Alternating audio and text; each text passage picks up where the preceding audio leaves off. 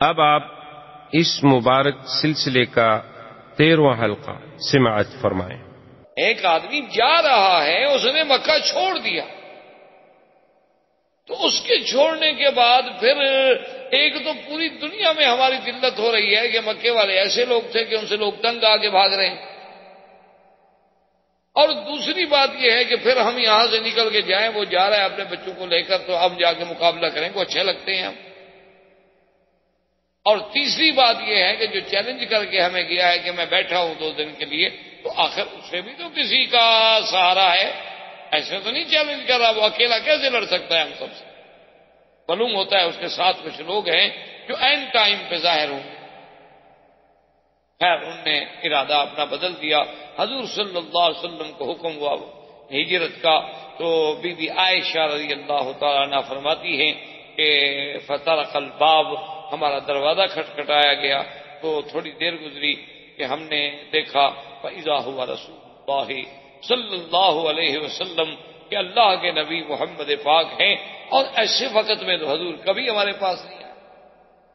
حضور کی یہ عادت مبارک بھی نہیں تھی کہ اس وقت میں ایسے اوقات میں کبھی ہمارے گھر میں آئے۔ حضور صلی اللہ علیہ وسلم جب آئے، سیدنا ابی بکر صدیق رضی اللہ تعالی عنہ نے دروازہ کھولا، اور سیدنا ابی بکر صدیق رضی اللہ تعالی عنہ کے اس کمرے میں ایک بی بی عائشہ ہیں اور ایک بی بی اسما ہیں۔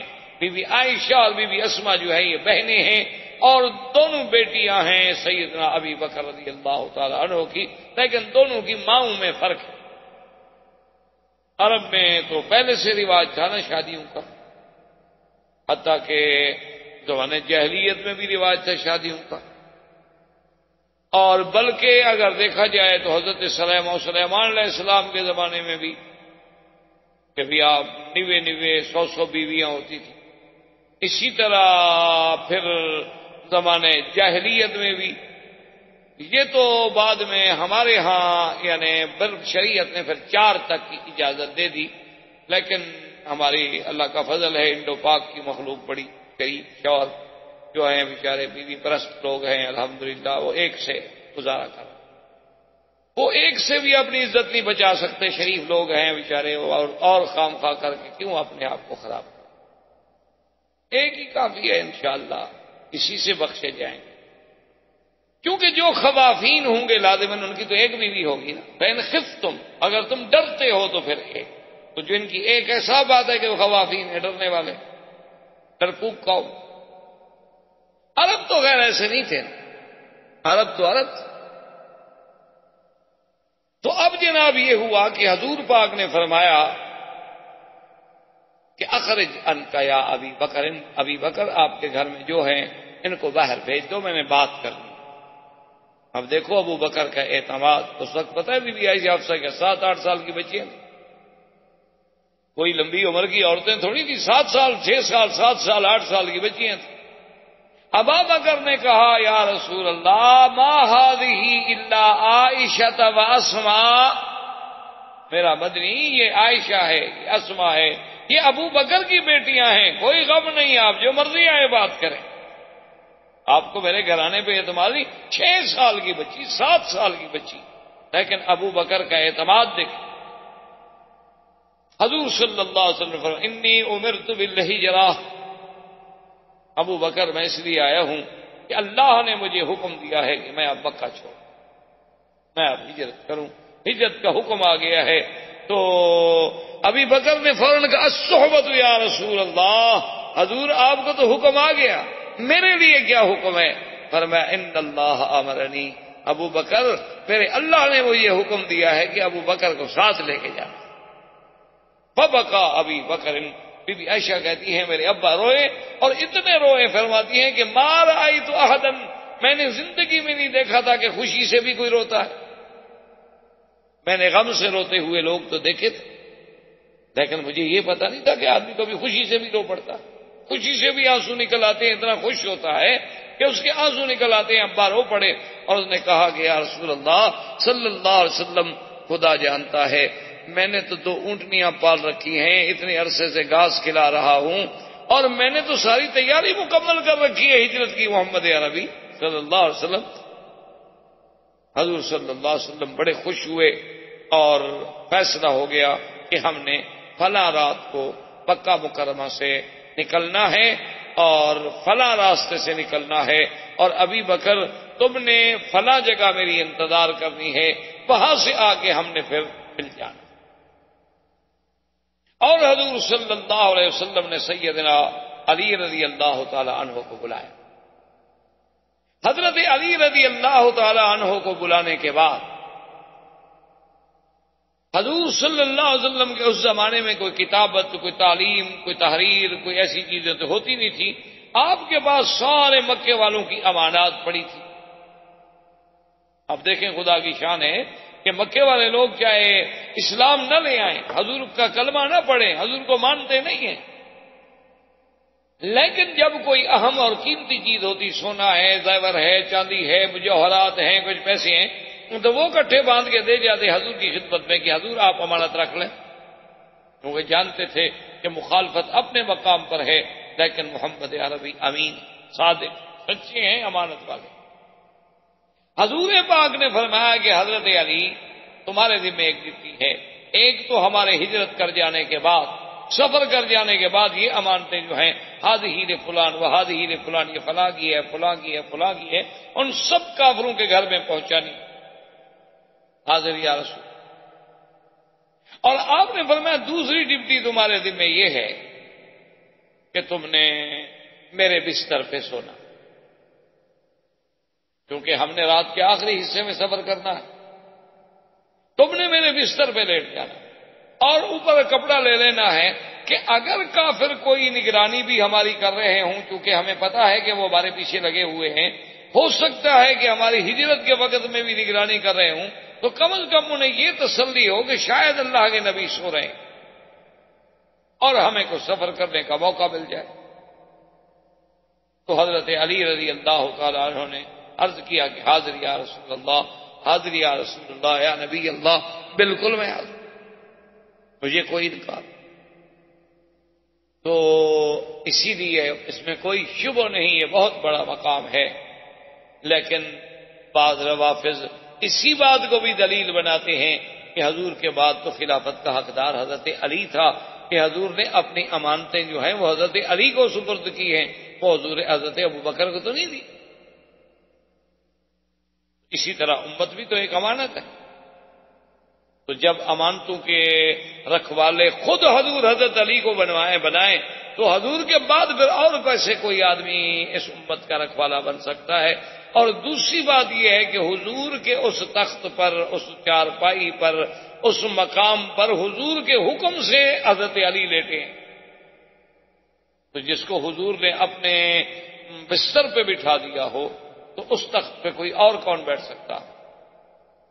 حالانکہ اصولی سی بات یہ ہے کہ یہ سب قیاسی باتیں ہیں، یعنی خیالات ہیں، دلائل ہیں عقلی، اور آپ کو پتا ہے کہ عقلی دلائل تو ہر کسی کے پاس ہوتے ہیں، ہر قوم کے پاس، ہر مذہب کے پاس، لیکن نا جی اب اتنی ساری دنیا جو ہے بتوں کی پوجا کر رہی ہے، دلائل تو ان کے پاس بھی ہے نا، اپنے دل کو اطمینان دلانے کے لیے آخر کوئی چیز تو ہے جس نے ان کے دماغ کو بھی تسلی دی ہوئی ہے کہ ہم یہ اچھا کام کر رہے ہیں، ورنہ ایک عام آدمی کو پتہ لگتا ہے کہ دیکھو مورتی انہوں نے خود بنائی ہے، خود رکھ کے پوج رہے ہیں، کوئی عقل کی بات ہے، لیکن آخر ان کے پاس تو کوئی دلیل ہے نا جو ان کو وجہ اطمینان بنی ہوئی ہے کہ ہمارا کام ٹھیک ہے۔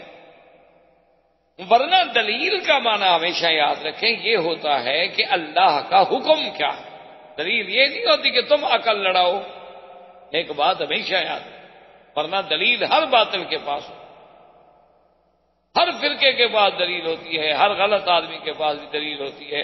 اچھا آپ دو آدمی لڑ جائیں، ہر آدمی جس کے پاس جائیں گے آپ وہ کہے گا نہیں جناب اس کی زیادتی ہے، کمال کرتے ہیں آپ، اس کے پاس جائیں وہ کہے گا نہیں جناب اس کی زیادتی ہے، کمال کرتے ہیں آپ، وہ بھی دلیل دے گا، وہ بھی دلیل دے گا، دلیل تو ظالم کے پاس بھی ہوگی، مظلوم کے پاس بھی ہوگی۔ حالانکہ دلیل کا معنی یہ نہیں ہوتا، ہمیشہ یاد رکھیں، دلیل کا معنی یہ ہوتا ہے کہ اللہ اور اللہ کے رسول کا اس بارے میں کیا حکم ہے۔ اگر اللہ کے رسول کے بارے میں حکم نہ ملے تو پھر اجماع امت کس بات پہ ہے؟ اجماع امت نہ ہو تو پھر ہم قیاس کریں گے کسی دوسرے مسئلے پر۔ یہ چار چیزیں ہیں یہ دلیل نہیں ہوتی کہ اپنا عقل لڑا لیں، اور اگر اپنا عقل لڑائیں تو میں آپ سے پوچھتا ہوں، ایک وہ آدمی ہے جس کو کافروں کی امانتیں ملی ہیں، اور ایک وہ ہے جس کو اللہ نے خود محمد مدنی امانت کے طور پر دیا ہے کہ اس کو ساتھ لے جاؤ، تو حقدار زیادہ کون ہے پھر؟ یعنی ایک آدمی تو ان چاندی سونے کی امانتوں کی حفاظت پہ رکھا گیا ہے، اور ایک آدمی کو خود نبی کے وجود کی امانت سپرد ہوئی ہے کہ ابو بکر یہ تمہارے سپرد ہے، پھر کس کی زیادہ فضیلت ہے؟ ایک آدمی حضور کے بستر پہ لیٹا ہے، اور ایک خود محمد مدنی جس کی گود میں لیٹا ہے، ان دو میں سے پھر افضل کون ہوگا؟ حضرت علی تو حضور کے بستر پہ لیٹے، اور حضور غار میں ابو بکر کی گود میں لیٹے ہیں، تو پھر آپ بستر پہ لیٹنے والا افضل ہوگا یا جو خود نبی کا بستر بن گیا ہے وہ افضل ہوگا؟ اس لیے عقلی دلائل کی بات نہیں ہوتی، اصل بات قرآن و حدیث کے دلائل کی ہوتی ہے۔ حضور صلی اللہ علیہ وسلم اللہ کے نبی، یہ سارا فیصلہ ہو گیا۔ حضور پاک کا گھر مبارک یوں سمجھنے جیسی یہ چھتا بازار ہے، غزہ ہے، ابھی یہاں بیت خدیجہ تھا، اور سیدنا صدیق کا گھر تھا جہاں ابھی شرکہ مکہ بنی ہوئی ہے، یہ تھی شار ابی بکر صدیق، اور یہاں پہلے ایک مسجد بھی آتی تھی، مسجد ابی بکر صدیق، اور وہی بیت ابی بکر صدیق تھا۔ تو حضور پاک نے فرمایا کہ میں اپنے گھر سے یوں چلوں گا اور تم اپنے گھر سے نکلو گے، تو آگے بھی سیال میں یہ طریق الہجرہ جو ہے، یہ جو قدئی کو راستہ جا رہا ہے، اسی راستے پر ہم اکٹھے ہوں گے، اور پھر آگے ہم غار ثور پہ جائیں گے، اس کے بعد غار ثور میں رہیں گے، اور تمہارا نوکر، تمہارا غلام جو ہے عامر ابن فہیرہ، اس کے ذمے یہ ہوگا کہ وہ اپنی بکریاں اور اپنا ریوڑ لے کر اسی راستے سے صبح صبح نماز کے وقت میں ریوڑ نکالے گا، تاکہ جہاں جہاں ہم چلے ہیں ہمارے قدموں کے اوپر مال مویشی چل جائے گا، ہمارے پاؤں کے نشان بڑھ جائیں گے، تاکہ قریش ہمارے پاؤں ڈھونڈ نہ سکے۔ حضور صلی اللہ علیہ وسلم نکلے تو باہر 60 قبیلے کے آدمی جو تھے جی تلواریں لے کے کھڑے محاصرہ کر، اور حدیث پاک میں آتا ہے کہ حضور نے مٹی اٹھائی اور اس کے بعد فرمایا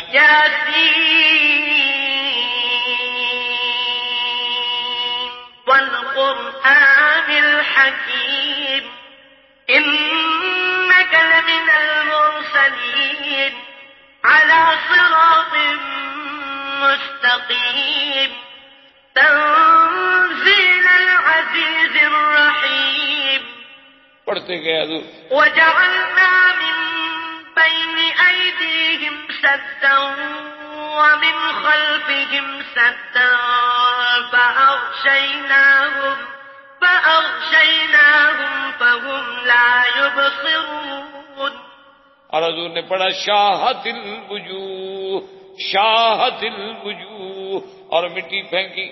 اللہ نے حکم دیا فرشتوں کو مٹی سب کے آنکھوں میں اور سروں پہ ڈال دو، اور ان پہ ایسی نیند مسلط کر دو کہ میرے مدنی کو دیکھ بھی نہ سکے۔ قرآن کہتے ہیں ہم لا یبصرون، ہم نے ایک ایسی دیوار کھڑی کر دی، ایسا حاجز کھڑا کر دیا ان کے اور نبی کے درمیان میں کہ حضور گزرتے چلے گئے اور 60 آدمی کھڑا ہے اور دیکھ نہیں رہے، اور کھڑے کھڑے جھول رہے ہیں نیند سے۔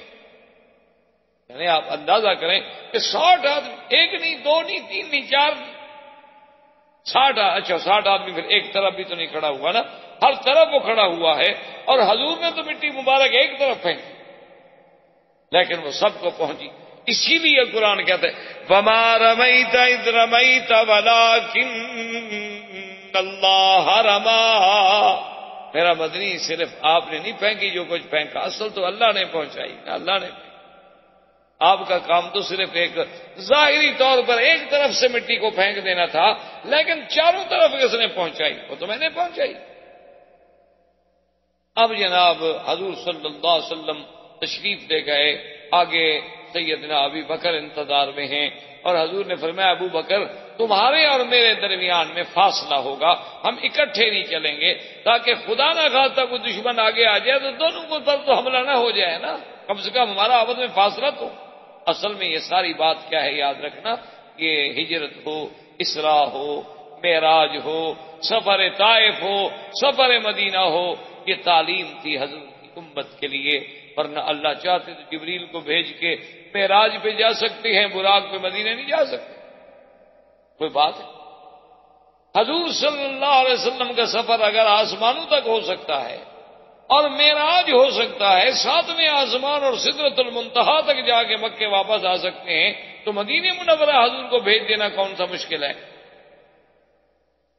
لیکن پھر امت کو کیسے تعلیم ملتی کہ اگر امت کو کبھی ہجرت کرنی پڑے، اگر امت کو کبھی کافروں کے مقابلے میں گھر چھوڑنا پڑے، اگر امت کو کبھی باہر جانا پڑے، تو پھر ایسے اسباب پیدا کیے جائیں گے۔ یہ ہم نہیں کریں گے کہ اسباب کو چھوڑ دیں، اسباب کا خالق بھی اللہ تبارک و تعالی ہے، اسباب پر بھی عمل کریں گے اور اللہ تبارک و تعالی پر بھی توکل کریں گے۔ سیدنا ابی بکر فرماتے ہیں کہ میرے لیے بڑی مشکل ہو گئی کہ حضور تو کچھ آگے چلے گئے، میں جب اپنی گلی سے نکلا تو سامنے مجھے ایک کافر آتا ہوا مل گیا، اس نے مجھے تو پہچان لیا اور کہا کہ من هذا الرجل، یہ آگے جو جا رہا تھا یہ کون؟ اس وقت رات ہے، تاریکی ہے، ابھی تو تہجد کا وقت بھی نہیں ہوا، تو اس وقت آپ بھی گھر سے نکلے ہیں اور آگے کو بندہ بھی جا رہا ہے، معلوم تو ہوتا ہے کہ آپ کا کوئی ساتھی ہے، یہ کون ہے؟ ابو بکر فرماتے ہیں کہ اب میں پریشان تھا کہ اگر بتاتا ہوں تو پھر راز نبوت کھل جاتا ہے، اور اگر میں غلط بات کہتا ہوں تو پھر جھوٹ بھی میں نہیں بولنا چاہتا تھا۔ تو اللہ نے مجھے بات سجائی تو میں نے فوراً کہا کہ رجل یہدینی سوا السبیل، یہ وہ بندہ ہے جو مجھے راستہ دکھلاتا ہے۔ اب اس نے سمجھا کہ اچھا ابو بکر کہیں جانا چاہتا ہے، اس کو ساتھ لے آیا ہوگا کہ مجھے راستہ بتلا دو، راستہ دکھلاتا ہے۔ اور ابو بکر کہہ رہے تھے کہ راستہ صراط مستقیم، جنت کا راستہ دکھلانے والا بندہ ہے، یہ تو وہ بندہ ہے، یہ یہدینی سوا السبیل۔ اور حضور صلی اللہ علیہ وسلم جب آگے بڑھ گئے تو حضور نے فرمایا ابو بکر ایک بات کا خیال رکھو کہ پورا پاؤں زمین پہ مت رکھو، پاؤں کے اگلے حصے پہ زور دے کے چلو، کبھی اپنے پاؤں کو تھوڑا موڑ لو، تاکہ تم جانتے ہو قریش بڑے قبائل کے لوگ ہیں، بڑے مال مویشی والے لوگ ہیں، ان کو پاؤں پہ چھاننا مشکل نہیں ہوتا۔ یہ بھی ایک فن ہے نا جی، پاؤں کا جاننا۔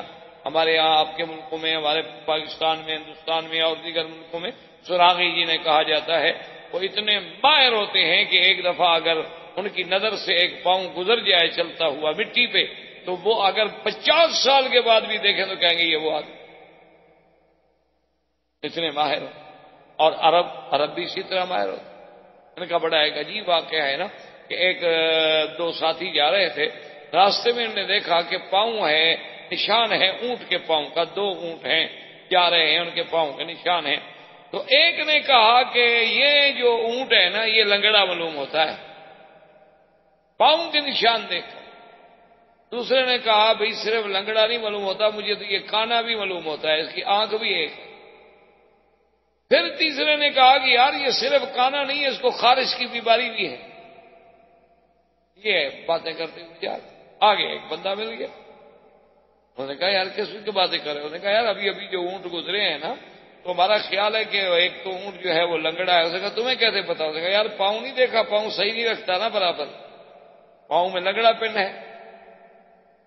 اور وہ کانا بھی ہے۔ اس نے کہا یہ تمہیں کیسے پتا چلا کانا ہے؟ اس نے کہا یار گھاس ایک طرف کا کھایا ہوا ہے، اس طرف تو اس نے منہ ہی نہیں مارا، معلوم ہوتا ہے ادھر والا اس کو نظر ہی نہیں آتا نا۔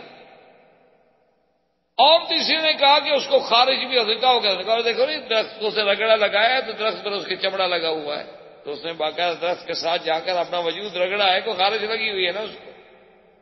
تو نے کہا تم سچ کہتے ہو، میرا اونٹ ہے، لنگڑا بھی ہے، کانا بھی ہے، خارش زدہ بھی۔ یہ تو ایسی قوم کہ اونٹوں کے پاؤں دیکھ کر پہچاننے والی، اور آج کل بھی ہیں دنیا میں، اس میں تو کوئی شک نہیں۔ جتنے ہمارے صحرا کے رہنے والے لوگ ہوتے ہیں ان کے پاس 2-2 ہزار بکری ہوتی ہے، 2-2 ہزار دمبا ہوتا ہے، 1000 گائے ہوتی ہے، اور جناب وہ اپنا پاؤں دیکھ کے یہ کہ پہچان لیں گے کہ میری بکری کا پاؤں، بکری جیسی بکری کروڑوں ہوتی لیکن وہ پہچان لے۔ اسی لیے تو امام راضی کہتا ہے نا کہ ایک بدو سے میں نے پوچھا کہ تم کون مذہب کیا؟ تو انہوں نے کہا میں مسلمان ہوں۔ تو میں نے کہا تم نے کلمہ پڑھا ہے؟ انہوں نے کہا پڑھا ہے۔ میں نے کہا خدا کو مانتے ہو؟ انہوں نے کہا مانتا ہوں۔ خدا ہے؟ بالکل ہے۔ تو امام راضی کہتے ہیں مجھے ایسی عقل میں سوجھی کہ چلو ہے تو یہ بدو قسم کا آدمی نا، تو میں اس سے پوچھوں کہ خدا ہے، کیا دلیل ہے تمہارے پاس؟ تو اس نے مجھے گور کے دیکھا کہنے لگا مولوی صاحب عجیب آدمی ہو، یہ پاؤں دلالت کر رہا ہے کہ بکری گزری ہے، یہ مینگنی دلالت کر رہی ہے کہ یہاں سے اونٹ گزرا ہے، یہ چیزیں تو اتنے بڑے اونٹ پہ دلالت کر رہی ہے، ساری کائنات نہیں دلالت کر رہی کہ میرے بھی بنانے والا کوئی ہے؟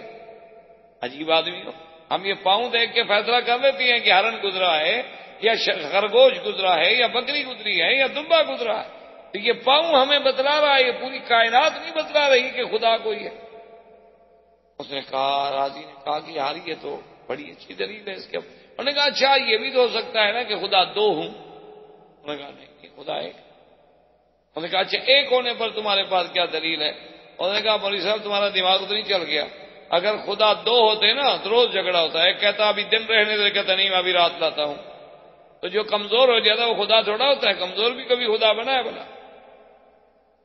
جو تکڑا ہو جاتا خدا تو وہی بنتا، پھر بھی تو ایک رہتا، دو ہوتے تو نظام تو نہ چلتا ہے، کہتا چھٹی کرو، ایک کہتا نہیں پڑھنے دو۔ اس لیے حضور نے فرمایا کہ اگلے پاؤں پہ چلیں تاکہ قریش کو ہمارے پاؤں نہ مل جائے، اور عامر ابن فہیرہ سے کہیں کہ وہ صبح صبح اپنے مویشی لے کے آئے اور اسی راستے سے گزار دیتا کہ ہمارے پاؤں جو ہیں وہ چھپ جائیں تاکہ ہم آسانی کے ساتھ کار میں سفر کر سکیں۔ حضور صلی اللہ علیہ وسلم سفر کر رہے ہیں، اور ادھر جب کافروں کی ہوش آیا، آنکھیں کھلی، ایک آدمی سے کہا کہ بھی دیوار پہ ہاتھ کے اندر کیوں نہ جائے؟ وہ دیوار پہ چڑھا لیکن اتر آئے۔ اس نے کہا بات یہ ہے کہ حضور تو سو رہے ہیں۔ اس نے کہا پھر اندر تم کیوں نہیں گئے؟ اندر جاؤ۔ انہوں نے کہا دیکھو اگر ہم نے کسی کے گھر کے اندر چڑھائی کی نا تو قیامت تک تانا رہے گا کہ عورتیں گھر میں ہوتی ہیں، بچے گھر میں ہوتے ہیں، ہم نے ان کے گھروں میں حملہ کیا، ان کے گھروں میں داخل ہو گئے، یعنی کافر بھی اس گھر میں داخل نہیں ہوتا تھا کہ جہاں غیر عورت رہتی۔ کافروں کو بھی اتنی شرم تھی کہ جس گھر میں عورت ہو ہم اندر جائیں، باہر کھڑے رہیں گے لیکن بھی اندر نہیں۔ اب جب صبح ہو گئی، بالکل وقت ہو گیا صبح کا، فخرج علی رضی اللہ تعالی عنہ، حضرت علی نکلے۔ اب حیران پریشان کہ اس وقت حضور بھی آتے تھے حرم کی، حضرت علی جا رہے، حضرت علی تو کبھی یہاں ہوتے نہیں تھے۔ انہوں نے اس سے کہا بھی تم نے جو دیوار سے دیکھا تھا؟ اس نے کہا میں نے تو سوتے ہوئے دیکھا نا، کپڑا ڈال کے ایک آدمی سوئے، مجھے کیا پتا حضرت علی سو رہے تھے کہ اللہ کے نبی سو رہے تھے۔ اب کھڑے ہیں، تھوڑی دیر مجھے دیکھا تو کوئی بھی نہیں۔ انہوں نے کہا بے وقوفو خرج محمد صلی اللہ علیہ وسلم۔ اچھا دوسرا کہ یار یہ میرے سر میں مٹی کہاں سے آ گئی؟ انہوں نے کہا کمال ہے، مٹی تو میرے سر میں بھی ہے، ہمارے سر میں مٹی کیسے آ گئی؟ اب 60 آدمیوں کے سر۔ انہوں نے کہا معلوم ہوتا ہے کہ انہو القت التراب علی رؤوسنا، اللہ کے نبی ہمارے سروں پہ مٹی پھینک کے چلے، ہم ناکام۔ تو اب ایسا کرتے ہیں کہ ڈھونڈتے ہیں اور تلاش کرتے ہیں کہ اللہ کے نبی کہاں گئے، زندگی باقی تو بات باقی، وما علینا الا البلاغ۔ برادران اسلام، واجب الاحترام بزرگوں، دوستوں، بھائیوں، عزیز نوجوانوں، دروس سیرت نبی صلی اللہ علیہ وسلم کے بارے میں ہمارا یہ سلسلہ درس الحمدللہ قدر استطاعت اور قدر علم ہم نے ابتدا سے لے کر اس مقام پہ پہنچے تھے کہ حضور صلی اللہ علیہ وسلم کو حکم ہجرت ملا، کیونکہ اللہ کے نبی کا کوئی عمل اللہ کے حکم کے بغیر نہیں ہوتا، اور یہ تو ایک بہت بڑا عظیم مسئلہ تھا، سرزمین حرم کو چھوڑنا، مکہ شریف کو چھوڑنا، کعبۃ اللہ کو چھوڑنا، یہ کوئی معمولی سی بات نہیں تھی۔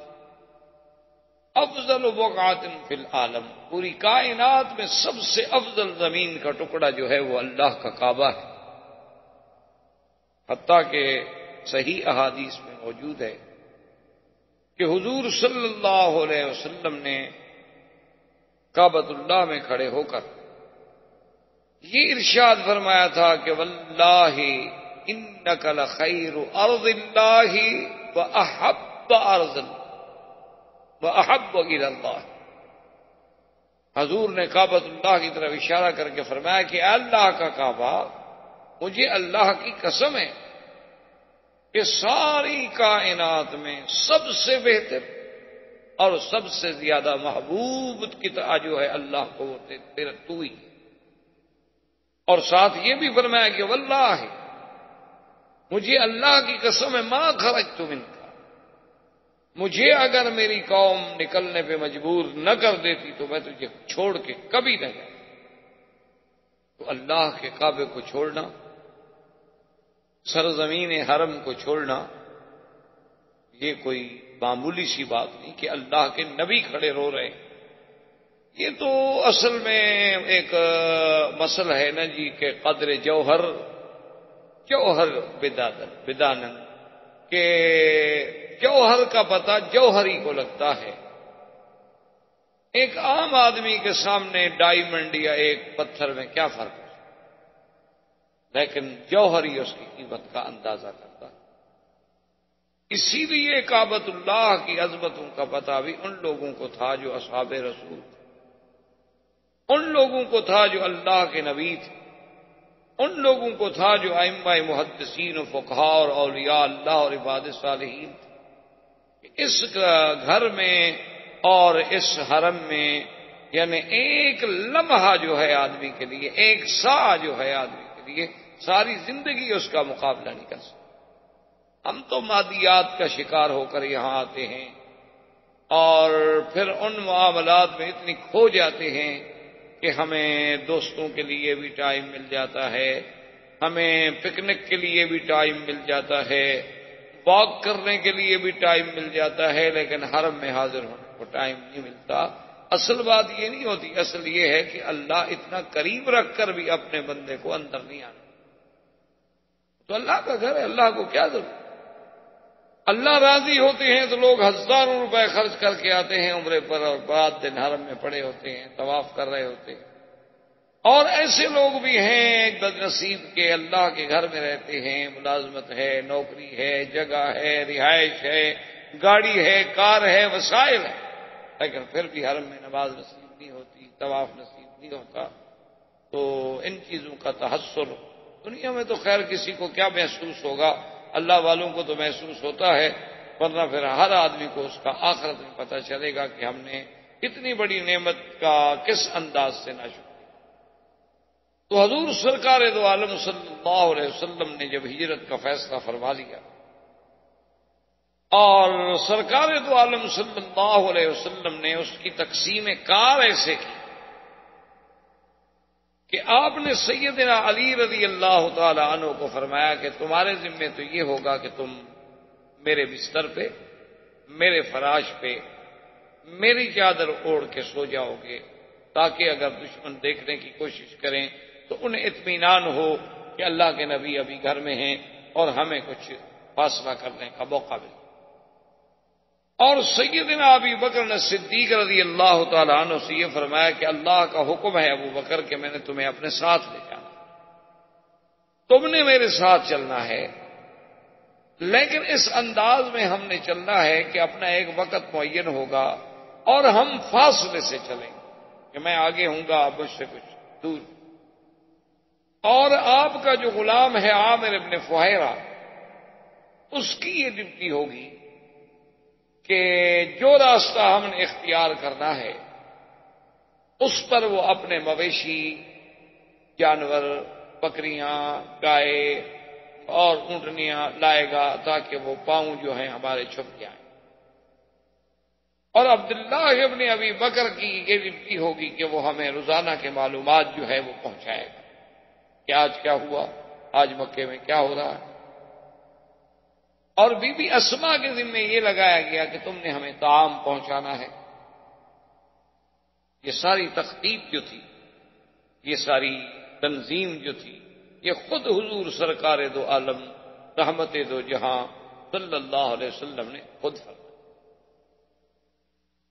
اسی لیے علماء لکھتے ہیں کہ اول فدائی جو ہے میرے مدنی پاک کا اعتبار جان فدا کرنے کے، اس اعتبار سے وہ حضرت علی ہیں کہ اس موقف کو جانتے ہو کہ کافر کتنے دشمن، پھر بستر پہ لیٹ جانا یہ کوئی آسان بات ہے، یہ بہت بڑی قربانی تھی، بہت بڑی اللہ کے نبی سے محبت کی انتہا تھی کہ آپ نے جان داؤ پہ لگا دی۔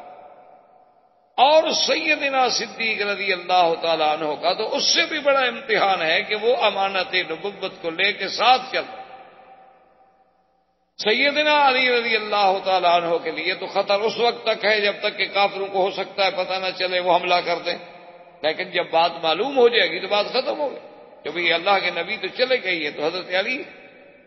لیکن سیدنا ابی بکر رضی اللہ تعالی عنہ کا جو خطرہ ہے وہ تو سارا سفر میں ہے جب تک کہ حضور مدینے نہ پہنچ جائے، ان کے لیے تو پورا سفر قربانی۔ سرکار دو عالم صلی اللہ علیہ وسلم کے سفر کے لیے سیدنا ابی بکر نے صدیق رضی اللہ تعالیٰ نے عرض کیا کہ یا رسول اللہ میں نے تو 2 اونٹنیاں پہلے سے تیار کر رکھی اور انہیں بڑا کھلایا ہے پلایا ہے، بڑی تر و تازہ بڑی موٹی ہیں ماشاءاللہ، بڑی ہمت سے سفر کریں گی اور ہمیں کوئی تکلیف نہیں ہوگی، راستے میں سواری نہیں بدلنی پڑے گی۔ حضور نے فرمایا تم نے کیسے کر لیا؟ انہوں نے کہا رسول اللہ ایک تو میں نے خواب دیکھا تھا کہ ہم سفر جو ہے اکٹھے کر رہے ہیں، اور دوسرا مجھے یقین تھا کہ جب میں اجازت مانگتا ہوں ہجرت کی مکے سے جانے کی تو آپ مجھے اجازت نہیں دیتے، آپ کہتے ہیں کہ صبر کرو، سب کو تو اجازت مل رہی ہے۔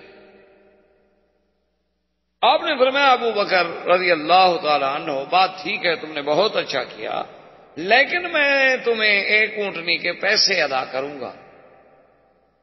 تو سیدنا صدیق رضی اللہ تعالی عنہ کیا رسول اللہ میرا تو سب کچھ میں نے تو اپنا سب کچھ لوٹا دیا ہے، تو اب 1 اونٹنی کے پیسے لے کے میں نے کیا کرنا ہے؟ حضور نے فرمایا نہیں ابو بکر یہ بات نہیں، اصل مسئلہ یہ ہے کہ میں اپنی ہجرت کے ثواب کو ناقص نہیں کرنا چاہتا تاکہ اس کا پورے کا پورا ثواب جو ہے وہ مجھے حاصل۔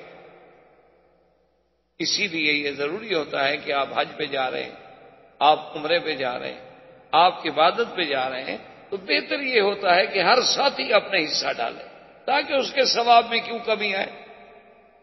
آج کل کے دور میں یہ بات جو ہے صرف ہم نے دیکھا ہے سنا ہے، کیونکہ کبھی جانے کا اتفاق تو ہوا نہیں۔ تبلیغی جماعت والے حضرات جو ہیں بڑی پابندی کرتے ہیں اور بہت اچھی بات، شریعت کا حکم ہے، اللہ رسول کا حکم ہے، سنت محمد مصطفیٰ، سنت کے عمل میں قرآن کے عمل میں بڑی طاقت ہے جس کو ہم سمجھتے نہیں ہیں، بڑی مشکل یہ ہے ہماری، کیونکہ ہماری آنکھوں پہ مادیت کی ایسی پٹی چڑھ گئی ہے، ہماری آنکھوں پر کفر نے اسباب ظاہرہ کی ایسی پٹی بٹھا دی ہے کہ ہماری آنکھوں میں صرف یہ اسباب ہی رہ گئے ہیں، مسبب الاسباب تک ہماری نظر ہی نہیں جاتی۔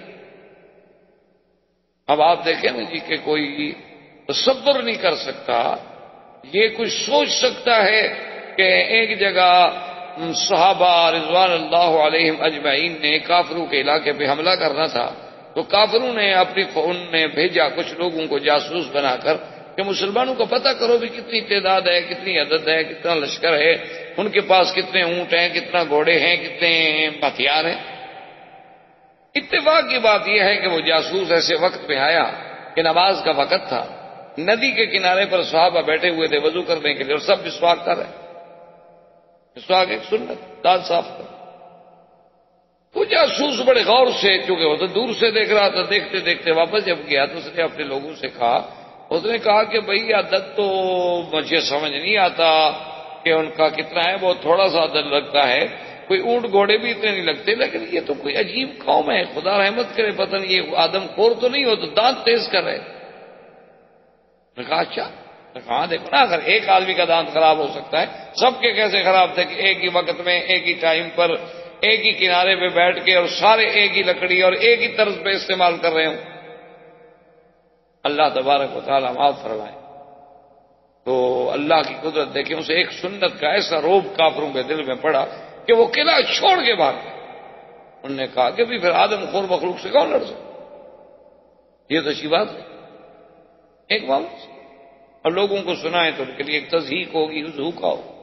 ابھی آپ دیکھ رہے ہیں، ابھی چند دنوں کے پہلے سے ابھی واقعہ ہے کہ ابھی آپ نے دیکھا اخباروں میں آپ پڑھ رہے ہیں ایران افغانستان کی جنگ کا، دعا کریں اللہ محفوظ رکھے، اللہ دونوں کو نقصان سے بچائے، اور وہ تو اتنا بڑا پھر نقصان ہوگا کہ عالم اسلام پتہ نہیں کہاں پھر 100 سال کے لیے پیچھے جا پڑے گا، اور یہی تو کافر چاہتے۔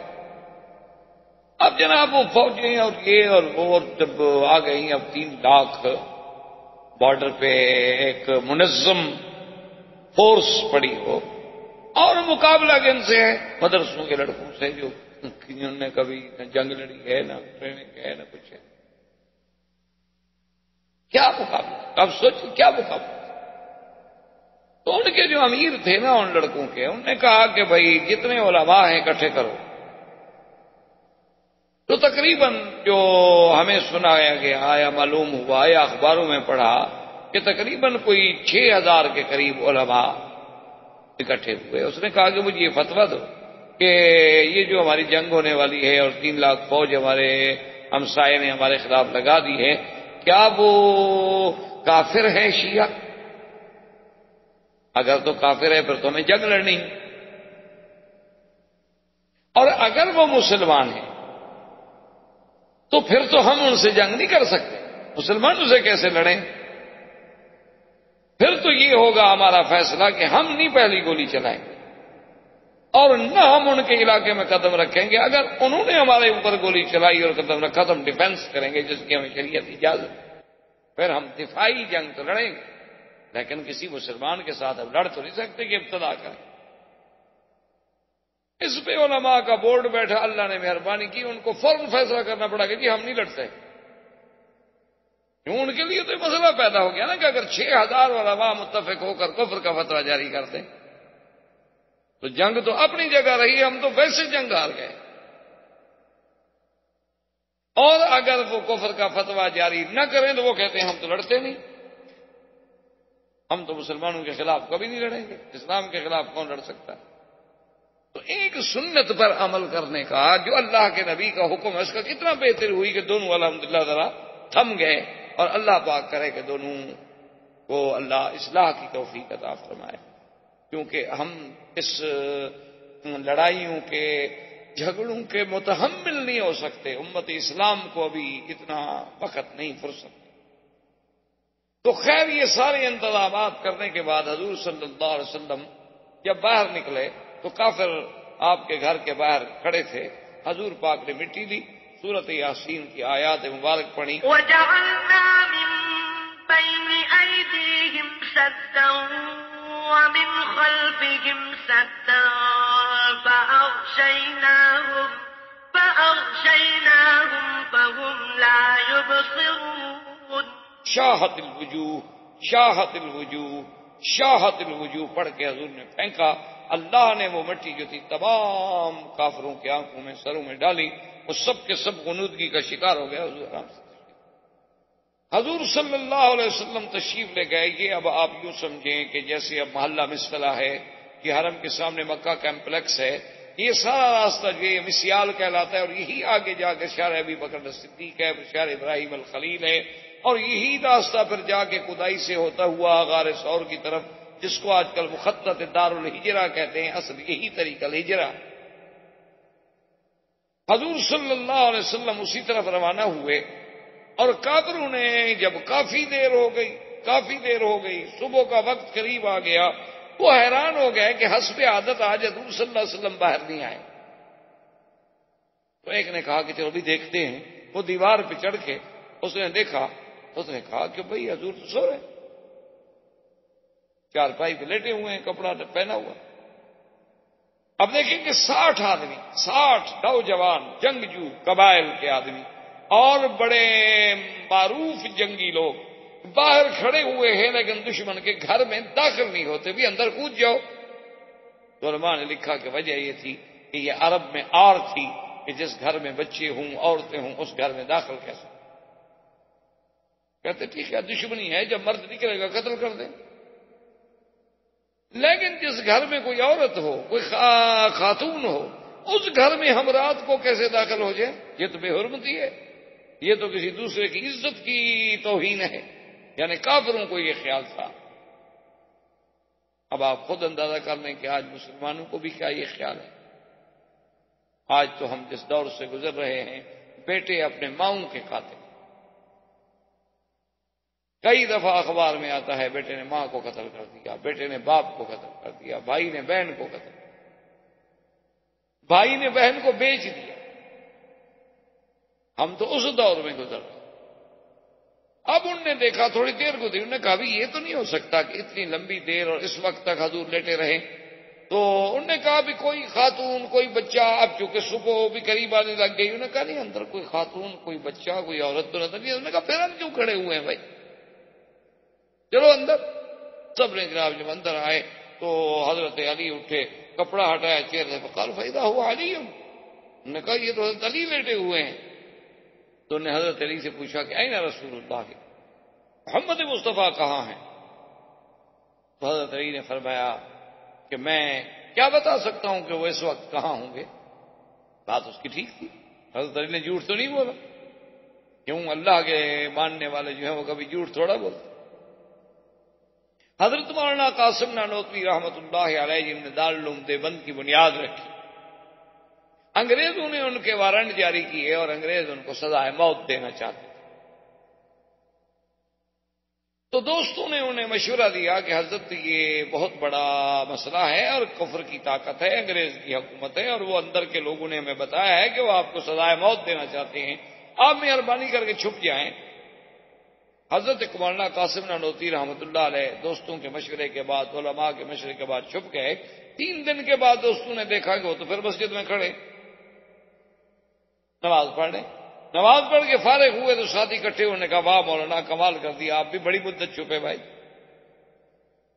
اور 3 دن کے بعد ہی اگر باہر نکل آنا تھا تو پھر چھپنے کی ضرورت ہی نہیں تھی. انہوں نے فرمایا کہ حضور غار میں ہجرت کے میں 3 راتیں رہے تھے، تو غار میں 3 راتوں سے زیادہ میرا محبوب نہیں رہا، تو میں نے سمجھا کہ سنت کے خلاف، اس لیے جب جان چلی جائے گی زیادہ سے زیادہ اور کیا ہو جائے گا، لیکن محبوب کی سنت جو ہے اس کی مخالفت.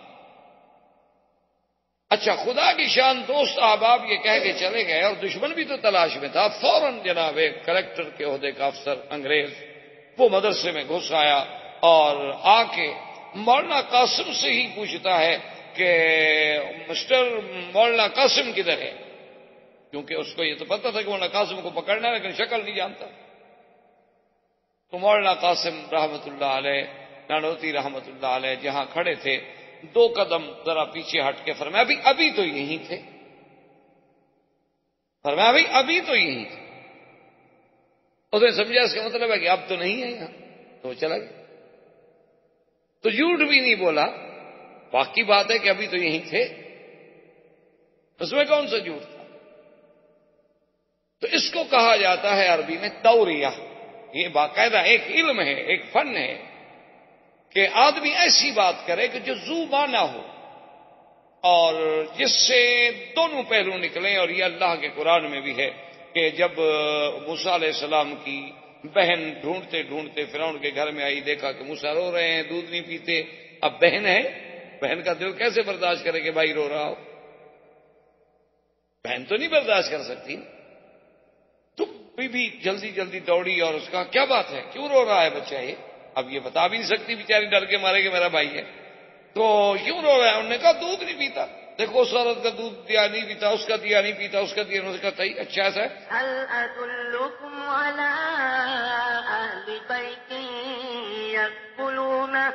يكفلونه لكم وهم له ناصحون. بی بی نے کہا اچھا یہ بتلاؤ کہ میں تمہیں ایک گھرانہ کیوں نہ بتلاؤں.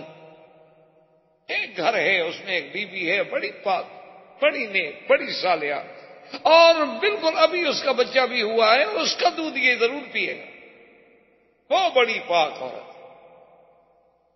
اب جب فرعون آیا نا جی، تو قرآن میں ہے، مفسرین لکھا ہے کہ جب بی بی نے یہ کہا نا کہ وَهُمْ لَهُ نَاصِحُونَ، اور وہ گھرانے والے، وہ عورت جو ہے دودھ پلانے والی اس بچے کی خیر خواہ بھی ہے، اس کی ہمدرد بھی ہے. تو فرعون کو فوراً سوجی اور کہا بہن ادھر آؤ، تمہیں کیسے پتا ہے کہ وہ عورت اس بچے کی خیر خواہ ہے؟ اس کو کھٹکا کہ کہیں وہ عورت حقیقتاً تو اس کی ماں نہیں، اور یہ بچی جو ہے وہ جانتی ہے کہ یہ موسیٰ یہ بچہ کون ہے.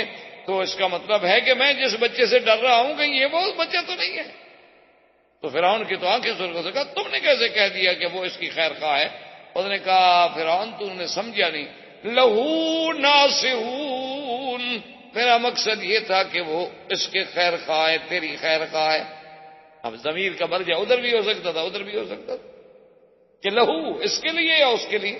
میں نے تو کہا تمہاری خیر خواہ ہے، یعنی تمہاری مخالف نہیں، تم نہ ڈرو، وہ تمہارے ماننے والی عورت ہے۔ اور اچھا اچھا اچھا ٹھیک ہے، تو پھر مطمئن ہو گیا، تو تو بھی میری خیر خواہ ہے نا، بچے کی خیر خواہ تو نہیں ہے۔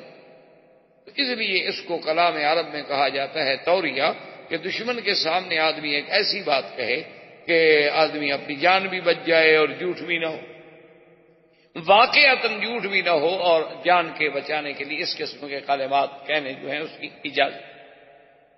اب جب انہوں نے حضرت علی رضی اللہ تعالیٰ عنہ کو دیکھا تو انہوں نے کہا کہ یہاں تو اللہ کے نبی نہیں ہے، فوراً ابو جہل نے کہا دیکھو دوڑو، اس نے کہا فوراً دوڑو، جلدی کرو اور جلدی پہنچو، بس اگر نبی اپنے گھر میں نہیں ہے نا تو پھر وہ ابو بکر کے گھر میں چھپے ہوں۔ یعنی ابو جہل کا بھی یہ عقیدہ تھا کہ اللہ کا نبی اپنے گھر کے بعد اگر کوئی مقام ہو سکتا ہے تو وہ ابو بکر کا مقام۔ دشمنی اپنی جگہ۔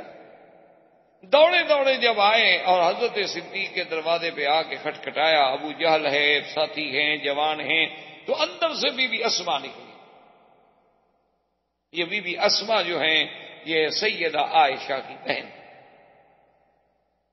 ماں کا فرق ہے باپ کے، بی بی عائشہ کی ماں الگ ہے، بی بی اسما کی ماں الگ ہیں، لیکن باپ دونوں کے ابو بکر ہیں اور یہ دونوں باپ کی طرف سے بہنیں ہیں۔ اور یہ وہ بی بی اسما ہیں جو عبداللہ ابن الزبیر کی والدہ ہے، اور یہ وہ بی بی اسما ہیں کہ جن کی بہادری کا یہ عالم تھا کہ جن کو اللہ نے اتنی بہادری دی تھی کہ یہ 8 سال کی بچی تھی جب حضور کا کھانا لے کے غار میں پہنچانے جاتی تھی۔ تم آپ تو ایک دن ذرا غار میں چڑھ کے دیکھیں، بلکہ مکے کے لوگ جو بڑے بڑے پرانے لوگ ہیں، خبراء ہیں، پرانے علم والے، پرانی زندگی گزارنے والے، وہ کہتے ہیں خدا کی شان ہے کہ غار ثور میں آج بھی جس کے دل میں ابو بکر کی دشمنی ہو وہ غار ثور پہ نہیں چڑھ سکتا۔ وہ کہتے ہیں شرط لگا لیں کسی دشمن کو لے آئیں، اس کو کہیں کہ اس پہاڑ پہ چڑھو، وہ کبھی نہیں پہنچے گا غار تک، اللہ اسے پہنچنے ہی نہیں دیتے وہاں۔ کہ جب تم منکر ابو بکر ہو تو پھر وہاں جانے کا کیا مطلب؟ تو سیدہ اسما جو ہیں یہ اتنی بہادر بچی ہے کہ 8 سال کی عمر ہے۔ 8 سال کی عمر کیا ہوتی؟ ہمارے بچے بھی تو ہیں نا 8 سال کے، آپ دیکھیں کیا کرتے ہیں ماشاءاللہ۔ ہاں البتہ ٹی وی شیوی وی سی آر یہ چلا لیتے ہیں، اس میں ماہر ہیں، اس میں خاصی ترقی کی ہے ہماری نسل نے ماشاءاللہ، بہت آگے جا رہی ہے۔ اور اب تو ایسی ترقی کر گئے ہیں کہ فلمیں جو دیکھتے ہیں نا اپنے گھروں سے چھلانگ لگا کے کئی بچے مر گئے، اور ان بچوں کے لباس اور کپڑوں کو دیکھیں تو آدمی حیران ہوتا ہے کہ پتہ نہیں یہ کس خطے کی مخلوق ہے۔ میں تو کبھی کبھی سوچتا ہوں کہ دیکھتا ہوں نا ٹوپیاں، رنگ برنگی کپڑے پلاسٹک کے، اور بوٹ اتنے بڑے کہ بچے سے بھاری، اتنے بڑے بڑے بوٹ باندھنے کے لیے 3 آدمی آ جائیں، ایک دفعہ بند جائے تو 3 گھنٹے نہیں کھلتے، اللہ کا عذاب ہے مستقل۔ کیا ہے نقل کرنی ہے، ایک انگریز پہنتا ہے تو ہمارے بچے کیسے نہ پہنے؟ نہ آرام مقصود ہے نہ عزت مقصود ہے، نقل مقصود۔ وہ بدبخت اگر آج بھویں اور بال سب صاف کرا دیں، دیکھ لیں گے آپ 4 دن کے بعد ہی سب صاف، ہماری بدقسمتی ہے۔ لیکن 8 سال کی بچی ہے، دیکھو باہر نکلی تو ابو جہل جیسا آدمی، ابو جہل 6 فٹ سے بھی لمبا آدمی اور بڑا قداور، بڑا زوردار، بڑا ڈیل ڈال، اس نے کہا کہ اسما این ابو کی، تمہارا باپ کہاں ہے؟ وَأَيْنَ رسول اللہ، اور محمد مصطفیٰ کہاں ہے؟ اس نے کہا ابو جہل مجھے نہیں پتا کہ وہ اس وقت کہاں ہے۔ تو ابو جہل نے غصے میں آ کر بدبخت نے سیدہ اسما کے چہرے پہ تھپڑ ڈالا۔ باقاعدہ کتابوں میں لکھا ہوا ہے کہ دائیں رخسار پہ سیدہ اسما کو ابو جہل نے تھپڑ مارا تو بائیں کان کی بالی جو تھی وہ کان سے ٹوٹ کے 1 فرلانگ دور جا پڑی، اتنا زور سے اس ظالم نے مارا، لیکن بی بی سہ گئی اور راز نبوت نہیں کھولا۔ مجھے نہیں پتا کہاں ہے۔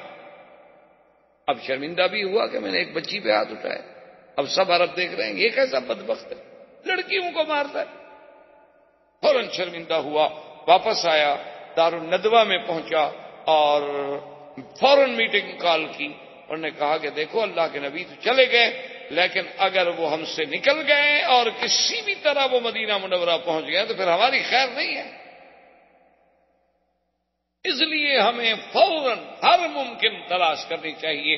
اور 100 اونٹنی کا اعلان کیا ابو جہل نے کہ جو آدمی اللہ کے نبی کی خبر لائے گا میں اس کو 100 اونٹنی انعام دوں. اب جناب کفار قریش دوڑ پڑے اور ادھر میرے بدنی آگے آگے جا رہے ہیں، سیدنا صدیق پیچھے جا رہے ہیں.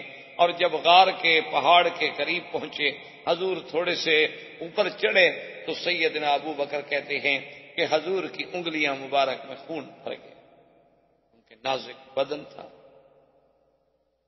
کہ حضرت انس فرماتے ہیں کہ میں نے تو ایسا ریشم و کم خواب بھی نرم نہیں دیکھا جیسے حضور کی تلیاں مبارک نرم تھی. تو حضرت صدیق سے نہ رہا گیا. حضرت صدیق رضی اللہ تعالیٰ عنہ نے عرض کیا کہ یا رسول اللہ ارکب علی کتفی، حضور میں بیٹھ جاتا ہوں آپ میرے کندھے پہ سوار. حضور فرمایا ابو بکر کیا کرنے کا؟ حضور میں آپ کی تکلیف نہیں دیکھ سکتا کہ ان پتھروں پہ چلتے ہوئے آپ کے پاؤں، آپ کا جسم، آپ کا جسد مبارک ایک تکلیف محسوس کر رہا ہے. ابو بکر یہ برداشت نہیں کر سکتا. تو حضور صلی اللہ علیہ وسلم آپ کے کندھے پہ بیٹھے اور ابو بکر اٹھا کے چلے. اسی لیے ایک آدمی نے جب حضرت علی سے پوچھا کہ من اعلم الناس، کہ حضور کے صحابہ میں سب سے بڑا علم والا کون تھا؟ قال ابی بکر، ابو بکر. نے کہا عجیب بات ہے، ابو بکر آپ سے بھی بڑے عالم. انہوں نے کہا حضور نے اپنے مصلی پہ ابو بکر کو کھڑا کیا ہے. اگر ابو بکر سے بڑا عالم کوئی ہوتا تو حضور اس کو مصلی پہ کھڑا کرتے، کیونکہ حضور کا فرمان ہے کہ فَلْيَؤُمُّكُمْ أَعْلَمُكُمْ، تمہارا امام وہ بنے جو سب سے بڑا عالم. اب اس نے سوچا، اس نے کہا اچھا یہ تو بتائیں سیدنا علی کہ حضرت ابو بکر سے یا حضور کے صحابہ میں سب سے بڑا بہادر کون ہے؟ کیونکہ حضرت علی بہت بہادر. تو حضرت علی نے پتہ کیا کہا؟ اس نے کہا ابو بکر سب سے بڑا بہادر بھی ابو. کہا کیا کہہ رہے ہیں؟ انہوں نے کہا کیا کہہ رہے ہیں؟ کہ عجیب بات ہے کہ خدا نے کہ کعبے میں جو بت بنے ہوئے تھے دیواروں پر، تو حضور پاک نے مجھے فرمایا کہ علی تم ایسے نیچے ہو جاؤ، میں تمہارے کندھے کے کمر کے اوپر کھڑے ہو کر ان بتوں کو مٹا دوں. تو ابھی حضور نے ایک قدم رکھا تو میں نے کہا قطن یا رسول اللہ، بس بس بس یا رسول اللہ میری کمر ٹوٹ جائے گی. میں حضور کو 1 منٹ کے لیے برداشت نہیں کر سکا. تو بہادر تو ابو بکر جو کندھے پہ بٹھا کے 3 میل اوپر چڑھ گیا. بہادر تو پھر ابو بکر ہے الذی حملہ الی الغار. اور اللہ کی شان دیکھیں کہ ایک دل میں جب بغض ہو نا جی تو پھر باتیں بغض والی سوجتی ہیں، محبت ہو تو محبت والی سوجتی ہیں. یعنی اگر آپ سبز اینک لگائیں گے تو ماحول سبز نظر آئے گا اور سرخ شیشے ہوں تو سرخ نظر آئے گا. ایک عالم دین تقریر فرما رہے تھے یہی واقعہ غار کا، ہجرت کا، کہ سیدنا ابو بکر اپنے کندھوں پہ بٹھا کے سرکار دو عالم صلی اللہ علیہ وسلم کو غار تک لے گئے. تو یہ فضیلت اور کسی کو نہیں ملی کہ اس نے کبھی حضور کو اٹھایا ہو. تو ایک منکر صدیق نے، ایک شقی نے، ایک بدبخت نے یہ لکھا. اس نے کہا کہ جی یہ کون سی فضیلت ہے کہ ابو بکر کے کندھوں پہ حضور بیٹھ گئے؟ تو حدیث میں موجود ہے کہ رکب علی حمار، حضور تو گدھے پر بھی سوار ہوئے ہیں، اگر ابو بکر پہ سوار ہو گئے تو کیا ہو گیا؟ انہوں نے کہا یہ کون سی فضیلت ہے کہ آپ اہل سنت والجماعت اس بات کو بھی فضیلت میں شمار کرتے ہیں کہ حضور اس کے کندھے پہ بیٹھے تھے؟ تو حضور صلی اللہ علیہ وسلم تو گھوڑے پہ بھی بیٹھے ہیں، اونٹ پہ بھی بیٹھے ہیں، گدھے پہ بھی بیٹھے ہیں، ابو بکر پہ بھی بیٹھ گئے نعوذ باللہ، تو کیا ہو گیا؟ یعنی مقصد اعتراض.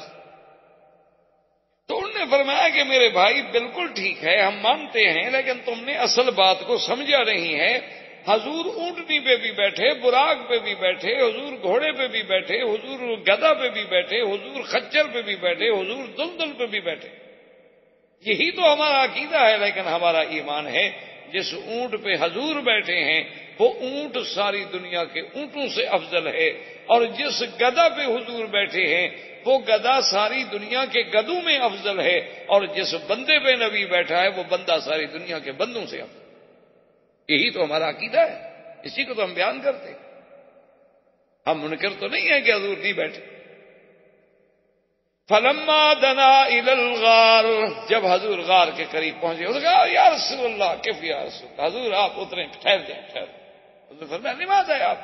کہنے لگا حضور مدتوں کی پہاڑوں میں غار ہے، خدا جانے اندر کوئی جانور ہو، کوئی سانپ ہو، کوئی پہاڑی بچھو ہو اور کوئی موذی اشیاء اندر ہوں تو میں کیسے برداشت کر سکتا ہوں کہ پہلے میرا محبوب اندر جائے، پہلے مجھے جانے دے، میں صاف کروں اطمینان کروں پھر میرا محبوب اندر آئے.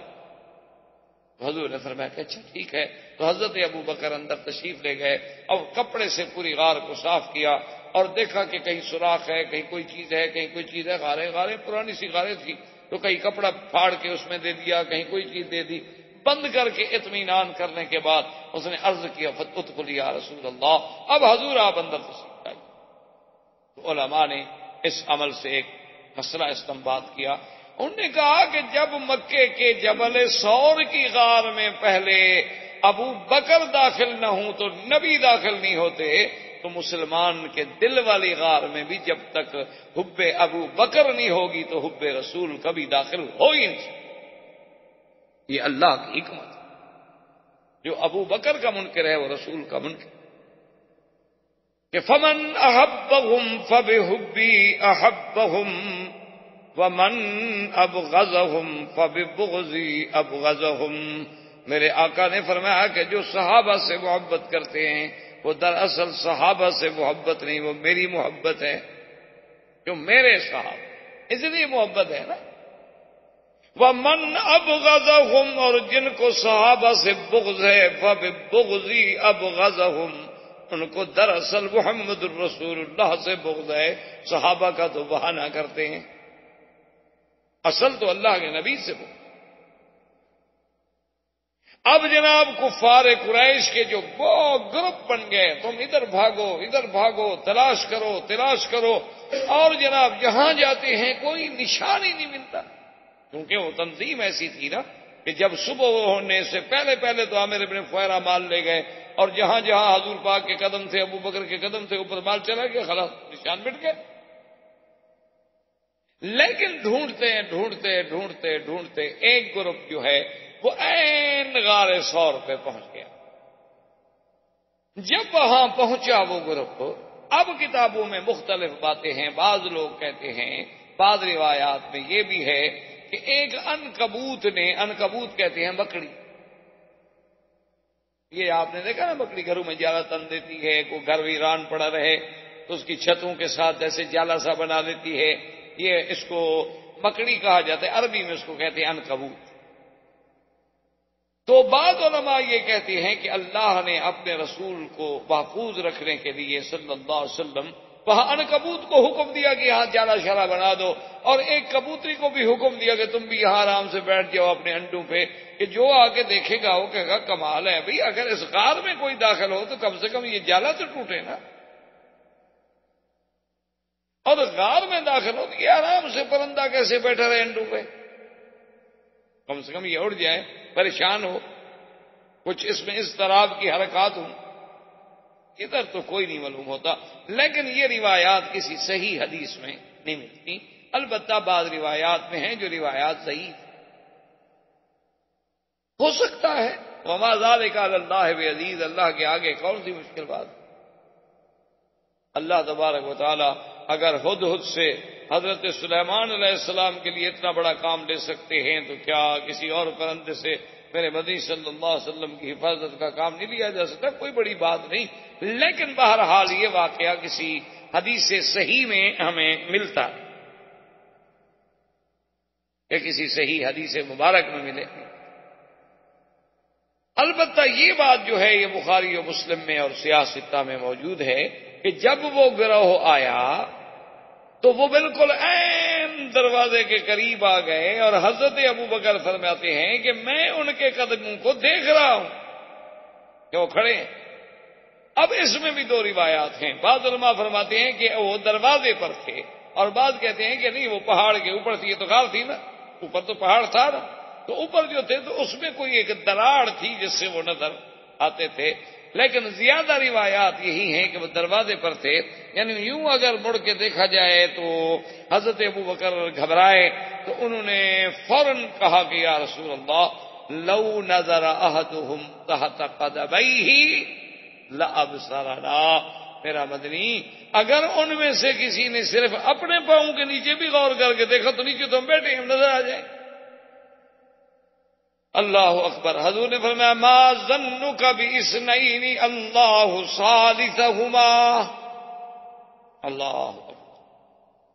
ما ظنک یا ابا بکر باثنین اللہ ثالثہما. حضور نے فرمایا ابو بکر کیا گمان ہے تمہارا ان دو آدمیوں کے بارے میں جن کے ساتھ تیسرا خود خدا ہو. ان کا کوئی کچھ بگاڑ سکتا ہے؟ اسی کو قرآن نے اتارا. قرآن اللہ کا جبریل لایا الا تنصروہ فقد نصرہ اللہ اذ اخرجہ الذین کفروا ثانی اثنین اذ ہما فی الغار. اللہ نے فرمایا کہ دیکھو اللہ نے کیسے مدد کی. کب؟ اللہ فرماتے ہیں کہ جب کافروں نے میرے مدنی کو اور ابو بکر کو نکالا اذ اخرجہ الذین کفروا ثانی اثنین، وہ دو میں سے دوسرا. اللہ نے یہ نہیں فرمایا اثنین بلکہ فرمایا ثانی اثنین اذ ہما فی الغار، کہ وہ دو میں سے دوسرا. یعنی قرب نبی کا، صحبت نبی کا، تقرب رسول کا اتنا رنگ چڑھا ہے کہ اب ابو بکر بھی گویا نبی کے برابر آ کے دوسرا بن گیا. ورنہ کہتے اللہ پاک فرماتے ایک نبی اور ایک ابو بکر. فرمایا ثانی اثنین اذ ہما فی الغار اذ یقول لصاحبہ لا تحزن ان اللہ معنا، کہ جب اللہ کے حکم سے مدنی مصطفیٰ فرما رہے تھے اپنے صاحب کو کہ لا تحزن، غم نہ کر، اللہ ہم دونوں کے ساتھ ہے. اللہ کی معیت جب ہمارے ساتھ ہے تو دشمن کیا بگاڑ سکتا ہے. اس لیے علماء نے لکھا ہے کہ کسی صحابی کے لفظ کا انکار کرنے سے بندہ کافر نہیں ہوتا، مگر ابو بکر کے صحابی ہونے کا انکار کرے تو کافر ہو جاتا ہے. کیونکہ ابو بکر کو تو اللہ نے قرآن میں صاحب کہا ہے نا.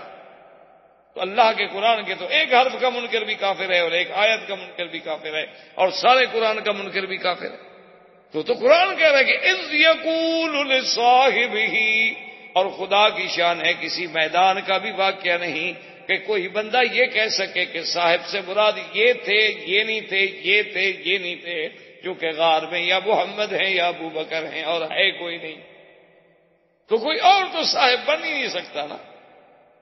اذ یقول لصاحبہ لا تحزن ان اللہ معنا. اللہ کی شان دیکھیں، یہاں ایک ابو بکر کی شان ہے اور ایک میرے مدنی محمد مصطفیٰ کی شان ہے. کیوں؟ علماء نے لکھا کہ دیکھو کہ جب موسیٰ علیہ السلام کے ساتھ ان کی قوم اللہ اکبر مصر سے نکل کے جا رہی تھی اور پیچھے فرعون لشکر لے کے آ گیا تو قوم گھبرا گئی، ڈر گئے. پہلے بھی تو بڑے کچلے ہوئے لوگ مظلوم، کیونکہ جو لوگ کافروں کے ملک میں رہتے ہیں نا ان کو پتا ہے نا کہ مسلمانوں کی زندگی وہاں کیسے. یہ تو الگ بات ہے کہ اللہ نے مسلمانوں کو جہاں حکومت دی انہوں نے کبھی اقلیت پہ کبھی کافروں پہ ظلم نہیں کیا، لیکن جب کافروں کو طاقت ملی آج بھی اسپانیہ اور غرناطہ کی مسجدیں گواہ ہیں کہ کفر کیا کرتا. آج بھی تاریخ ہے، حقائق ہیں، موجود ہیں، آپ کو صفو میں دیکھ لیں. آپ سربیا کے احوال پڑھیں، آپ کشمیر کے احوال پڑھیں، آپ دیکھیں کیا کیا نہیں ہو. ظلم کی وہ کون سی قسم جو مسلمانوں پہ آزمائی نہیں جاتی. وہ ظلم کا کون سا ایسا نیا طریقہ ہے. میرے خیال میں اگر آج اللہ تاتاریوں کو، ہلاکو کو، چنگیز کو، ان بدبختوں کو بھی زندہ کر دینا، ان کو بھی یہ طریقے ظلم کے نہیں آتے جو مسلمانوں کے خلاف آزمائے جائیں۔ لیکن تاریخ اٹھا کے دیکھ لیں کہ مسلمانوں نے کبھی کسی کفر پہ، کبھی کسی کافر اقلیت پہ ظلم نہیں کیا، ان کا تحفظ کیا، ان کے معابد کا، ان کے مندروں کا، ان کے گرجاؤں کا، ان کے کلیساؤں کا ان کی حفاظت کی، بلکہ حضور حکم فرماتے تھے کہ کبھی جنگ میں دوسرے مذہب کے کسی پادری کو، کسی راہب کو قتل نہ کیا کرو جب تک کہ وہ خود تلوار لو۔ اب یہ شان دیکھیں، انہوں نے کہا کہ جب موسیٰ علیہ السلام جا رہے تھے تو قوم گھبرا گئی کیا؟ انہوں نے کہا کہ آگے دریا ہے اور پیچھے فرعون کا لشکر ہے، اور لشکر کے بھی تھوڑا سا نہیں ہے، یعنی 6 لاکھ فوج لے کے فرعون تعاقب کر رہا۔ تو موسیٰ علیہ السلام کے پاس آئے، انہوں نے کہا کہ جی ہم تو مارے گئے، آگے جاتے ہیں دریا ہے، دریا میں کوئی پل نہیں، کوئی کشتی نہیں، کوئی قصہ نہیں، اور اگر ٹھہرتے ہیں تو ہم کیا مقابلہ کر سکتے ہیں؟ 6 لاکھ کی فوج آ رہی ہے فرعون کی۔ تو موسیٰ علیہ السلام نے کیا کہا؟ قال كلا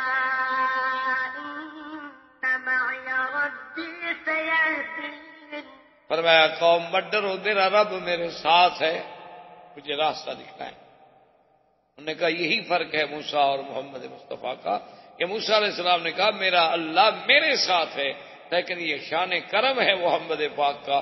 انہوں نے فرمایا ان اللہ معنا ابو بکر، اللہ ہم دونوں کے ساتھ ہے۔ انہوں نے یہ نہیں کہا کہ صرف میرے ساتھ ہے۔ تو یہ شان رحمت کی علامت۔ اب جب حضور نے تسلی دی تو ابو بکر کو تسلی آئی کہ جب اللہ کا نبی کہہ رہے ہیں تو صاف بات ہے کہ اللہ کا نبی تو کوئی بات ایسے نہیں کہتے جب تک اللہ وحی نہ بھیجیں، اللہ خبر نہ کرے۔ لیکن افسوس ہے، بدقسمتی ہے ہماری کہ ایسے ایسے فرقے بھی پیدا ہو گئے کہ جنہوں نے حقائق کو مسخ کر ڈالا۔ انہوں نے باقاعدہ کتابوں میں لکھا ہے کہ دراصل ابو بکر نے شور کر دیا، رونے لگ گیا۔ بظاہر تو وہ نبی کو نعوذ باللہ دھوکہ دے رہا تھا کہ میں آپ کی محبت میں، آپ کے غم میں رو رہا ہوں، اور اندر سے ابو بکر کا مقصد یہ تھا کہ دشمن جو باہر کھڑے ہیں وہ میرے رونے کی آواز کو سنیں اور اندر آ کر اللہ کے نبی کو پکڑ لیں۔ تو شور مچایا تھا۔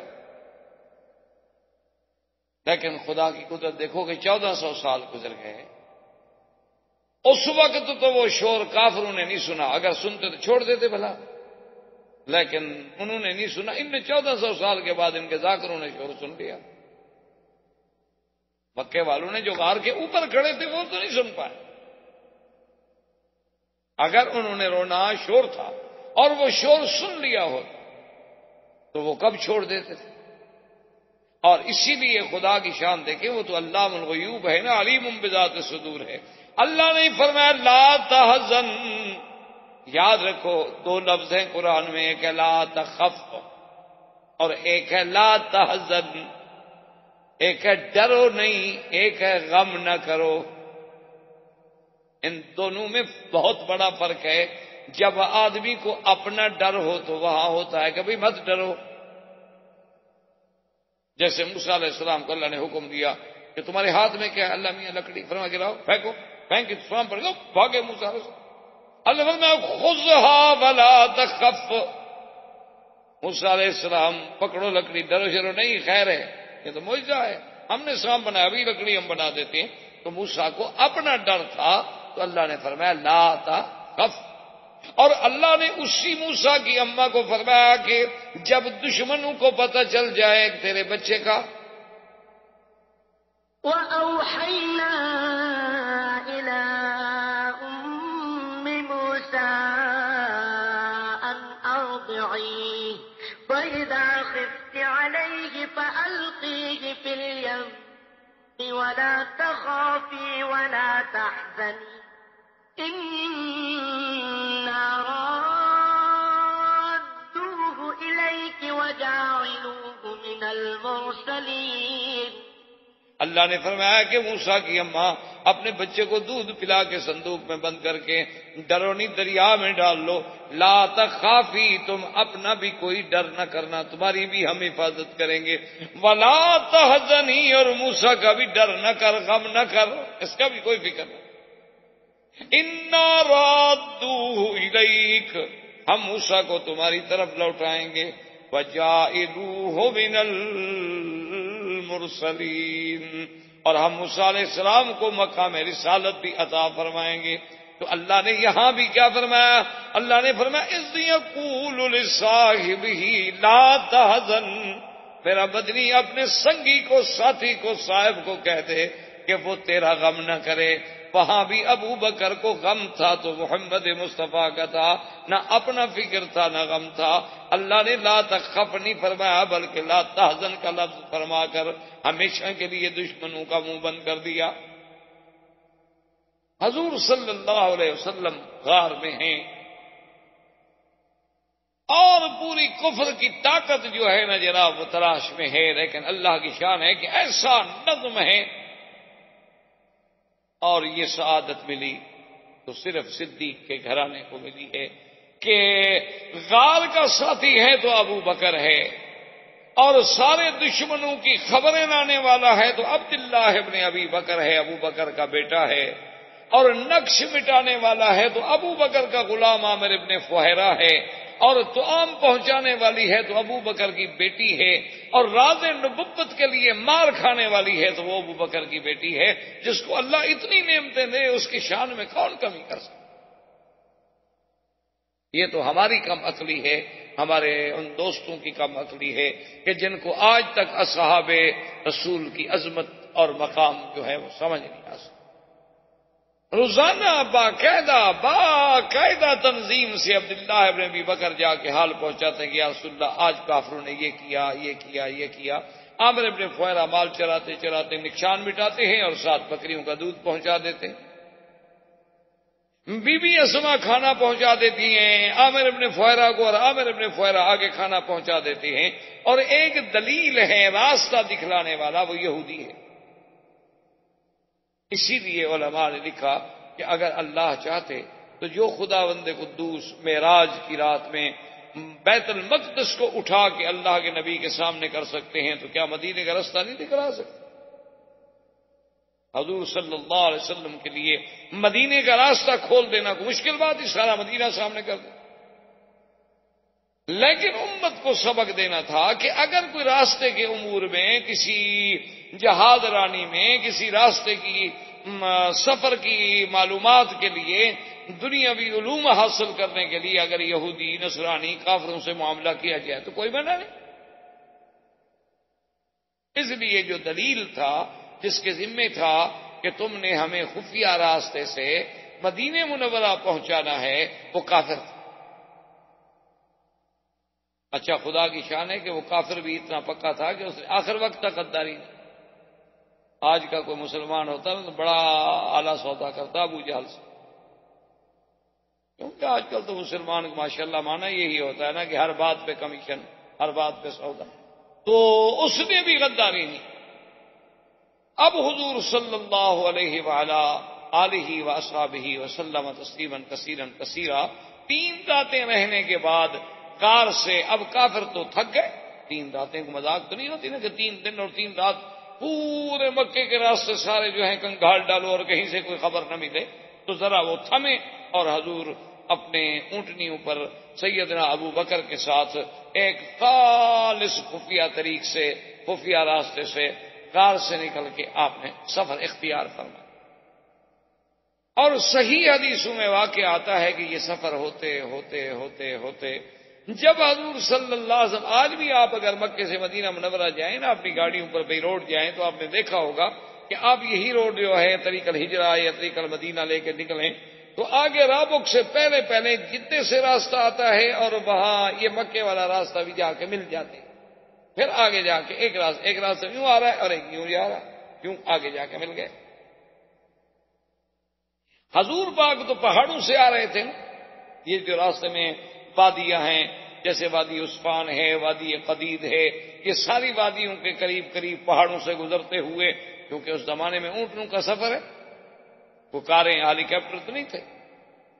جب حضور صلی اللہ علیہ وسلم اس راستے پہ پہنچے جو راستہ سیدھا مکے سے آ رہا تھا، تو حضرت ابو بکر صدیق فرماتے ہیں فبکا رسول اللہ صلی اللہ علیہ وسلم، حضور رونے لگ گئے، آنسو مبارک آ گئے داڑھی مبارک پہ۔ حضرت صدیق نے عرض کیا کہ یا رسول اللہ کیا بات ہے، آپ کیوں اداس، کیوں رو رہے ہیں، مجھے بتائیں۔ حضور نے فرمایا کہ ابو بکر انی اتذکر مکہ، یہ مکے کی سڑک دیکھ کر مجھے مکہ یاد آ گیا۔ حقیقت ہے، عجیب بات ہے، آپ نے پتہ نہیں کبھی سوچا ہوگا نہیں سوچا ہوگا، خدا کی شان ہے، آدمی جب باہر جاتا ہے نا، کبھی اپنے وطن میں پاکستان یا ہندوستان یا اپنے ملک میں یا باہر، یقین کریں کہ ایک دفعہ میں خود سفر کر رہا تھا تو میں نے ساتھی سے کہا کہ میں نے کہا یار کوئی ریڈیو شیڈیو لگاؤ، سفر کر رہے ہیں، نیند کا اثر ہے، تو ریڈیو لگایا نا جی، تو مکے کی قدرت سے وہ اسٹیشن لگا، محطہ لگا، تو اذان آ رہی تھی حرم کی۔ میں نے کہا یار بس ٹھیک ہے، جلسے ولسے چھوڑو، مجھے تو ایئرپورٹ پہ پہنچاؤ، بس ٹھیک، میں جس پہلی فلائٹ سے واپس بھیج۔ کہا کمال کرتے ہیں، ہم اتنے اعلان کر چکے ہیں، اشتہار دے چکے ہیں اللہ کی مخلوق تو انشاءاللہ آپ تو خیر مکہ شریف پہنچ جائیں گے، لیکن ہمیں تو جمرۃ العقبہ بنا دیں گے، اتنے پتھر ماریں گے جتنے حاجی نہیں مارتے شیطان، ہمارا کیا گناہ ہے؟ میں نے کہا یار آپ کا گناہ تو خیر کوئی نہیں، لیکن بات یہ ہے کہ اذان سن کر وہ جو منظر ہے اللہ کے گھر کا، وہ جو نماز، وہ جو کعبۃ اللہ کے حضور کا حاضری، کہ ہم جیسے گندے لوگ ہوں اور کعبے کے سامنے کھڑے ہوں، وہ منظر جب آدمی کو یاد آتا ہے نا، خدا جانتا ہے پھر وہ مزہ نہیں آتا دوسری جگہ نمازوں۔ یہ تو ہم گناہ گاروں کی کیفیت ہے، اللہ والوں کو تو پتہ نہیں کیا کیا کیفیت ہے جو اہل اللہ ہوں گے۔ تو حضور پاک پہ کیا گزری ہوگی جب مکے کی سڑک آئی، تو کیسے نہ روئیں حضور صلی اللہ علیہ وسلم مکے کو یاد کر کے۔ اللہ نے جبریل بھیجا اور فرمایا کہ جا کے فوراً میرے نبی سے کہہ دو ان الذی فرض علیک القرآن لرادک الی معاد، کہ میرا مدنی جس ذات نے تجھ پہ قرآن نازل کیا ہے اس کا وعدہ ہے کہ ہم تجھے پھر لوٹائیں گے مکہ میں، غم نہ کریں آپ حضور، آپ غم نہ کریں، آپ اداس نہ ہوں۔ اب علماء کہتے ہیں کہ اللہ نے یہ کیوں کہا کہ ان الذی فرض علیک القرآن، یہاں قرآن کے ذکر کرنے کی کیا حکمت تھی؟ بس یہ فرما دیتے کہ ہم آپ کو مکہ لوٹائیں، لیکن یہ کہنا کہ وہ ذات جس نے قرآن فرض کیا، وہ ذات جس نے قرآن نازل کیا، تو قرآن شریف کے ذکر کی کیا ضرورت ہے؟ علماء نے لکھا اس میں اشارہ تھا کہ میرا مدنی جب ہم نے قرآن اتارنا چاہا اور جبریل میرا قرآن لے کے آیا تو کوئی دشمن روک سکا؟ ہم نے چاہا تو غار حرا میں بھی تو قرآن پہنچا دیا، ہم نے چاہا تو غار ثور میں بھی تو قرآن پہنچا دیا۔ تو جب ہم اتارنا چاہتے ہیں نا قرآن، اور ہمارے فرشتے کو کوئی نہیں روک سکتا، جب ہم اپنے نبی کو مکے میں لانا چاہیں گے تو میرے نبی کو کون روک سکتا ہے؟ یہ تو میری حکمتیں ہیں کہ کب لاؤں گا کب نہیں لاؤں گا، ورنہ تو جب میں فیصلہ کروں گا تو پھر میرے فیصلے کے آگے کون ٹھہر سکتا؟ تو حضور صلی اللہ علیہ وسلم کا یہ قافلہ نبوت، یہ قافلہ رسالت اور قافلہ صداقت اور یہ قافلہ ہجرت جو ہے وہ مدینے کی طرف رواں تھا۔ اللہ آپ کو بھی اور مجھے بھی اتباع سنت رسول پاک صلی اللہ علیہ وسلم کی توفیق دیں۔ وما علینا الا البلاغ۔ احباب کرام، اس کے بعد اب آپ اس مبارک سلسلے کی CD نمبر 14 سماعت فرمائیں۔